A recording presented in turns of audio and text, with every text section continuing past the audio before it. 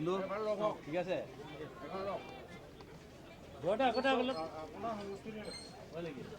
আমাৰ মস্তি নেকি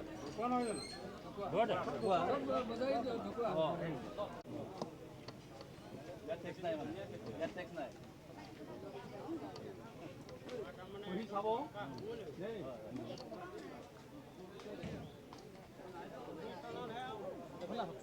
কাপোৰৰ দোকান যাম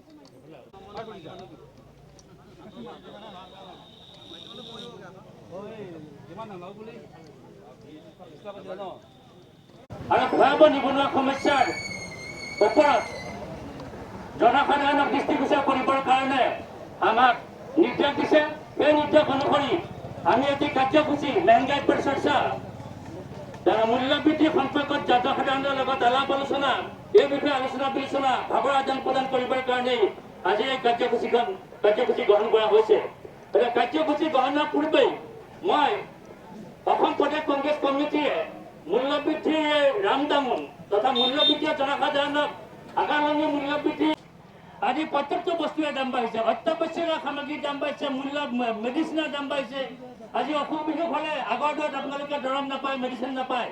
মেডিচিনত সাংঘাতিক ধৰণে GST লগাই 28% 28% পৰ্যন্ত GST লগাই আজি মেডিচিনৰ দাম অত্যাধিক হোৱাৰ কাৰণে আজি জনসাধাৰণে আজি অসুখ বিসুখ হ'লে তেওঁলোকৰ চিকিৎসা কৰিব নোৱাৰা অৱস্থাৰ সৃষ্টি কৰিছে এই বিজেপি নেতৃত্বাধীন চৰকাৰখনে। আমাৰ মূল্যবৃদ্ধিয়ে যিটো ৰামদামন ৰাইজক সোধাইছে তাৰে আমি এখন পুস্তিকা আপোনালোকৰ জ্ঞাত পাঠ কৰিবৰ কাৰণে আগবাঢ়িছোঁ। মাজুলীবাসীৰ সন্মানীয় বন্ধুসকল 2013-14 চনৰ সময়ছোৱালৈ মনত পেলাওক। মোদী ডাঙৰীয়াই দেশৰ যুৱক যুৱতী আৰু সৰ্বসাধাৰণ জনতাক কেনেধৰণৰ সপোন দেখুৱাইছিল মনত পেলাওক। প্ৰতিটো ভাষণতে তেওঁ মূল্যবৃদ্ধি নিবনুৱা সমস্যা সমাধান কৰাৰ প্ৰতিশ্ৰুতি দিছিল।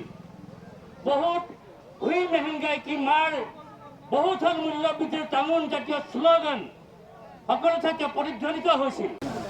নৰেন্দ্ৰ মোদী প্ৰধানমন্ত্ৰী হোৱাৰ পাছত যদি কাৰোবাৰ লাভ হৈছে এয়া হৈছে আম্বানী আদানী। সেই ৰামদেৱ বোলাই দৈত্যটো সিহঁতৰ মাত্ৰ লাভ হৈছে। তেনেকুৱা ধৰণৰ মাত্ৰ 100 জন মানুহৰ 100 জন ধনী মানুহৰ লাভ হৈছে ভাৰতবৰ্ষ। মোদী ডাঙৰীয়াই সদায় কয় যে 70 বছৰত কংগ্ৰেছে একো নকৰিলে, 70 বছৰত কংগ্ৰেছে একো নকৰিলে। কিন্তু এই 70 বছৰত কংগ্ৰেছে গঢ়ি উঠা, কংগ্ৰেছে এছেট তৈয়াৰ কৰা এই সম্পত্তিবোৰ একতকৈ এই 8 বছৰত নৰেন্দ্ৰ মোদী ডাঙৰীয়াই বেছি শেষ কৰিলে।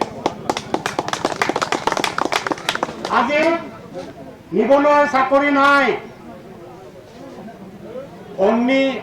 অগ্নিবীৰ কিবা অগ্নিবীৰ অগ্নিপথ সেইবোৰ উলিয়াইছে 4 বছৰৰ কাৰণে। হেৰৌ মোদী ডাঙৰীয়া, ৰাইজে ভোট দি আপুনি যেতিয়া প্ৰধানমন্ত্ৰী হৈছে আপুনি নিজে দেখোন 5 বছৰৰ কাৰণে প্ৰধানমন্ত্ৰী হয়। আকৌ এজন ডেকা ল'ৰা পঢ়ি শুনি দৌৰি পৰীক্ষণ কৰি ইণ্টাৰভিউত পাছ কৰা এজন ল'ৰাই মাত্ৰ 4 বছৰ মাত্ৰ চাকৰি পায়। এইটো কেনেধৰণৰ নিয়ম?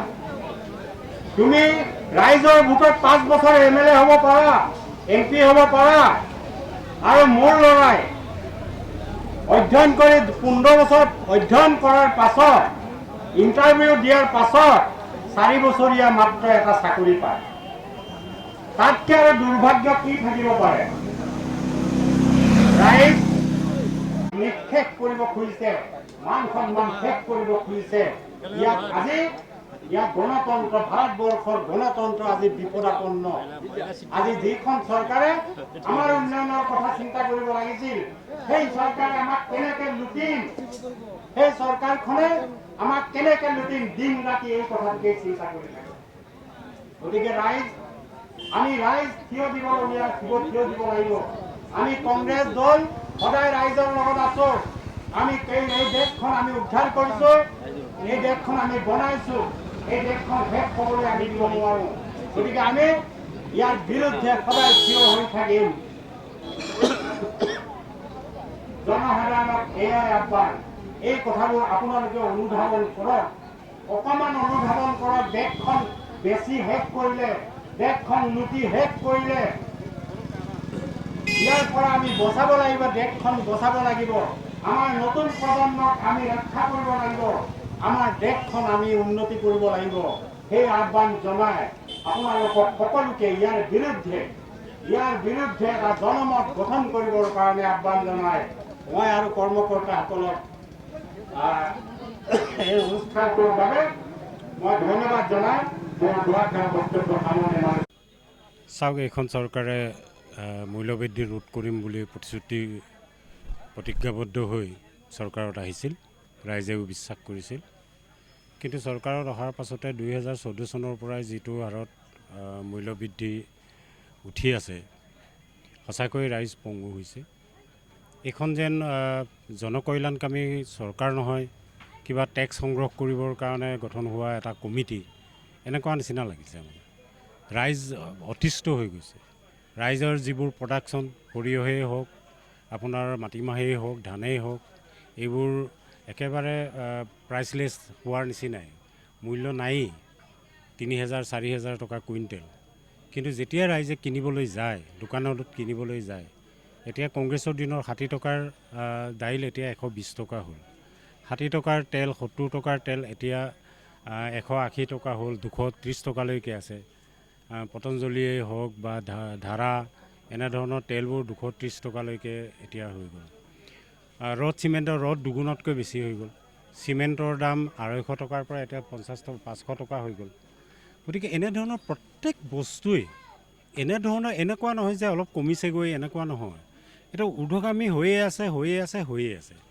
ৰাইজৰ ইনকাম কিন্তু সেই হিচাপত নাই, কাৰণ এই চৰকাৰখনে ৰাইজক ইনকাম কৰিবলৈ দিয়া নাই, ৰাইজক আমদানি কৰিবলৈ দিয়া নাই।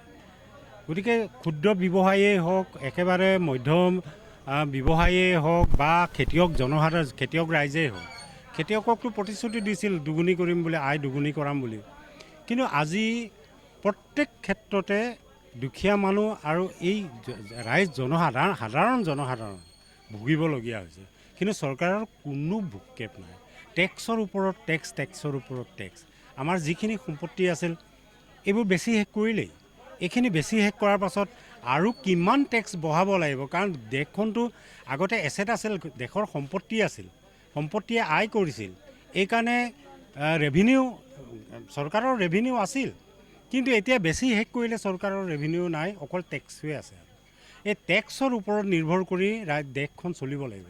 গতিকে আগলৈ আমি কিমান টেক্স পে' কৰিব লাগিব সেই ভাবিয়ে কিবা ভয় লগা হয়। গতিকে এইখন চৰকাৰ আৰু বেছি দিন যদি থাকে তেতিয়াহ'লে দেশখনৰ অৱস্থা বেয়া হ'ব, কাৰণ তেওঁলোকৰ চৰকাৰ চলোৱাৰ অৰ্থব্যৱস্থাটোৰ ওপৰত তেওঁলোকৰ কোনো নিয়ন্ত্ৰণ নাই। এনেকুৱা বিত্তমন্ত্ৰী থাকে নেকি যে পিঁয়াজৰ দাম বাঢ়িছে, পিঁয়াজ নাখাবা, কাপোৰৰ দাম বাঢ়িছে, কাপোৰ নিপিন্ধিবা। আৰু কাপোৰ নিপিন্ধিলে মানুহৰ কি অৱস্থা হ'ব সেইটোও মন কৰক। গতিকে এনেধৰণৰ বিত্তমন্ত্ৰী যদি দেশত থাকে, বিত্ত কেনেকৈ উন্নত হ'ব, আমাৰ ইকনমি কেনেকৈ ডেভেলপ হ'ব। আমাৰ প্ৰধানমন্ত্ৰী ঘূৰিয়ে আছে। ইমানবোৰ প্ৰধানমন্ত্ৰী হ'ল, জাহাজ নিকিনাকৈ গোটেই পৃথিৱী ঘূৰিলে। তেওঁ আকৌ অলপ বেলেগ ধৰণৰ 8,000 কোটি টকাৰ এটা নতুন জাহাজ কিনিহে তেওঁ ঘূৰি ফুৰে। গাঁৱলীয়া সমাজত যি আচলতে পুৱাৰ ভাগত যি জলপান খাই আচলতে আজি এই কাৰ্যসূচী সমগ্ৰ ভাৰতবৰ্ষতে অনুষ্ঠিত হৈছে। আৰু বিজেপি চৰকাৰৰ মূল ইছ্যুটোৱে আছিলে আপোনাৰ মূল্যবৃদ্ধি ৰোধ কৰা। গতিকে মূল্যবৃদ্ধিক লৈ পেলাই তেখেতসকলে ক্ষমতালৈ আহিছিলে, কিন্তু আজিতো মূল্যবৃদ্ধি ৰোধ কৰিব পৰা নাই। গতিকে এই যে সমগ্ৰ অত্যাৱশ্যকীয় সামগ্ৰীসমূহৰ যে অত্যাধিক মূল্যবৃদ্ধি হৈছে, মেডিচাইনৰ হৈছে, খাদ্য সামগ্ৰীৰ হৈছে, পেট্ৰল ডিজেলৰ হৈছে, গেছৰ হৈছে, বা এই চাৰ্পেনাৰলৈকে মানে পেঞ্চিল কাটাৰলৈকে, জুই চলালৈকে। গতিকে সেই সকলোবিলাক বস্তুতে মূল্যবৃদ্ধি হৈছে, সেইটো অত্যন্ত দুৰ্ভাগ্যজনক। আৰু এই চৰকাৰখনৰ পৰা ৰাইজে কেতিয়াও এইটো আশা কৰা নাছিলে। গতিকে ৰাইজে বহুত আশাৰে এই বিজেপি চৰকাৰটো আনিছিলে, কিন্তু আজি ৰাইজৰ আশা চেঁচা পানী ঢালিছে। আজি মিঠাতেলৰ দাম বাঢ়িছে, 200 টকা হৈছে। আপোনালোকে ঘৰত সুধি চাব খেতিয়কবিলাকৰ সৰিয়হৰ দাম কিমান। সৰিয়হ আজি 3,000, 3,500 বা খুব বেছি 4,000। গতিকে সৰিয়হৰ দাম বঢ়া নাই, কিন্তু মিঠাতেলৰ দাম বাঢ়িছে। তেনেদৰে বহু সামগ্ৰীৰ দাম কৃষকৰ সামগ্ৰীৰ দাম নাবাঢ়ে, কিন্তু যিবিলাক ফেক্টৰী বা কোম্পানী তেওঁলোকৰ মানে বস্তুবিলাকৰ দাম বাঢ়িছে। আজি 900 বিধ জীৱনদায়িনী ঔষধৰ দাম বাঢ়িলে, কিমান দুৰ্ভাগ্যজনক কথা ৰোগীসকলৰ কাৰণে। আজি বিচনাৰ দুখীয়া লোকসকলৰ যিটো হস্পিটেল, আমাৰ চৰকাৰী হস্পিটেলসমূহৰ বিচনাৰ ওপৰত টেক্স দিছে। আজি দৈ চিৰা মানে কি, এইটো আমাৰ অসমীয়া পৰম্পৰা। গতিকে অসমৰ খাদ্য যিটো পৰম্পৰা, এই খাদ্য পৰম্পৰাৰ ওপৰত টেক্স লগাইছে। এইটো অসমীয়াৰ পৰম্পৰাৰ ওপৰত আঘাত আনিছে। এইটো অতি দুৰ্ভাগ্যজনক কথা। আজি দৈ চিৰাৰ ওপৰত টেক্স লগাই নেকি, আপোনালোকে ভাবি চাওক। গতিকে পুষ্টিকৰ খাদ্যৰ ওপৰত টেক্স লগাইছে, এইটো অতি দুৰ্ভাগ্যজনক। আজি এই চৰকাৰৰ দিনত আজি অসমৰ ভাৰতৰ অৱস্থা আজি শ্ৰীলংকাতকৈ বেয়া দিশত গৈ আছে। অসমীয়া মানুহৰ বা ভাৰতবাসী কিছুমান মানুহৰ সজাগ আৰু সচেতনৰ কাৰণে সামান্যতম ইয়াত বাচি আছে, কিন্তু আজি অৰ্থনৈতিকভাৱে বস্তুৰ মূল্যবৃদ্ধিবিলাক যদি চাওঁ তেতিয়া শ্ৰীলংকাৰ সমানে হৈছেগৈ আৰু ভেনিজুৱেলাৰ নিচিনা হ'ব, নেপালৰ নিচিনা হ'ব। গতিকে আজি সমগ্ৰ ভাৰতবৰ্ষৰ বিভিন্ন দুখীয়া ৰাজ্যবিলাকৰ যিটো অৰ্থনৈতিক দুৰৱস্থা হৈছে, তেনেকৈ অসমৰ ভাৰতৰ অৱস্থা ইতিমধ্যে হৈ গৈছে। আৰু এতিয়াও যদি আমি ৰাইজে যদি সঁচাকৈ সচেতন নহওঁ, তেনেহ'লে ই যে অধিক ভয়াৱহ দিশলৈ গতি কৰিব, ই নিশ্চিত। তাৰ কাৰণে ভাৰতীয় জাতীয় কংগ্ৰেছে সমগ্ৰ ভাৰতবৰ্ষত আজি এই কাৰ্যসূচী ৰূপায়ণ কৰিছে। আমি বজাৰে সমাৰে বিভিন্ন চাৰিআলি তিনিআলিত বিভিন্ন দোকানে পোহাৰে সেই কাৰ্যসূচী আমি ৰূপায়ণ কৰিম, আৰু আমি ৰাইজক আশা কৰিছোঁ যে ৰাইজে সেই ক্ষেত্ৰত সজাগ আৰু সচেতনতাৰে গ্ৰহণ কৰিব বিষয়টো। না, আচলতে চাওক, দেশত আজি মূল্যবৃদ্ধিৰ জুই আৰু দেশৰ নিবনুৱা যুৱক যুৱতীসকলৰ হতাশাই দেশ একেবাৰে অন্ধকাৰচ্ছন্ন কৰি পেলাইছে।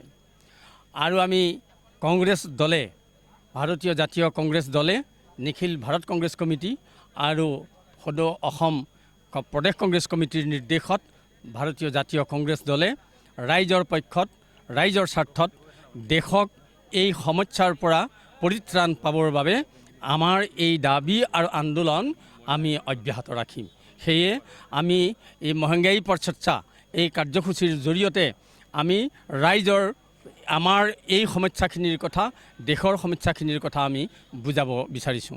কাৰণ এই চৰকাৰ বনিয়াৰ চৰকাৰ, আৰু আমাৰ জনসাধাৰণৰ যিখিনি পুঁজি, জনসাধাৰণৰ যিখিনি আয় উপাৰ্জন এক কৌশলী পথেৰে বনিয়াৰ হাতত, পুঁজিপতিৰ হাতত পৰিছে, আৰু এই দেশ পুনৰ দেশীয় কোম্পানীৰ হাতলৈ নিয়াৰ এক কৌশল ৰচনা কৰিছে।